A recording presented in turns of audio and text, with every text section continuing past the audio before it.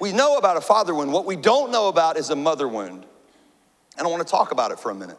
A mother wound is trauma that your mom dealt with that she never got healed from, and she passed it on to her kids. If you had a mom that was emotionally unsupportive, highly critical, or had low self-esteem, you pick some of that up. How your mom felt about herself, how she dealt with relationships, even what she believed becomes ingrained in you, and you maybe don't even know it.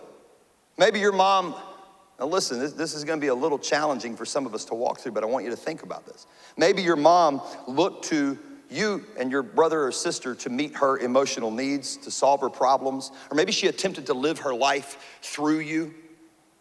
Maybe mom kept you home from school because she was having a bad day. Maybe you became your mom's best friend whenever you were young, and instead of being a mother, she wanted to be a friend to you. She wanted to hang out. Maybe she talked about your dad to you, and you became a counselor between mom and dad. That's a mother wound. And what happens in your life is that causes you to be a fixer, a rescuer, or an enabler. And you may not even realize that you're that. Here is 8 traits of a mother wound. Number 1, it'll give you the inability to set boundaries. Some of you, as we read through this, you'll realize I do have a mother wound because this is what I do. An inability to set boundaries. You just have a hard time setting boundaries on people. They constantly violate your boundaries, and you just let them. Number 2, insecurity with body and physical appearance. Here's the crazy thing. How many parents we got in the room? Raise your hand if you're a parent. All campuses, raise your hand if you're a parent. Okay, listen, this is super important. You can change it now. How you speak to your kids is very important, okay? But I want you to understand this. You can be the most positive parent in the world. You can tell them every day, you're amazing, I love you, I believe in you, you can do anything, you can be anything, you're beautiful, you're handsome, I'm proud of you, you are so smart. But they don't hear that. Do you know what they hear? They hear what you say about yourself. And that's the identity they take on. You can tell them they're amazing, but if you constantly say, I'm a mess up, I just don't feel like I have any friends, I'm fat, nobody likes me, I just can't get it together, I'm never organized, nobody will ever be happy with me, your outside voice becomes their inside voice. This is important.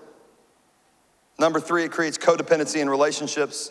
Number 4, it creates an inability to regulate your own emotions or self-soothe in healthy ways. If you had a mom who couldn't regulate her emotions, high highs, low lows, constantly frustrated, you never knew what you were gonna get with mom. She couldn't calm herself down, therefore you can't calm yourself down through life. And you'll say things like, no, I'm just having a moody day. No, you're just unhealed somewhere in your life.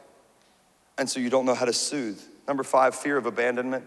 Many mothers had a fear of abandonment. So if dad comes home at 5:30 when he was supposed to come home at 5, it's not just he's late from work. It's in that 30 minutes she can build in her head, he's run off with somebody. He's out doing something that he shouldn't be doing, and passes that on to you. And so you constantly fear abandonment in your life.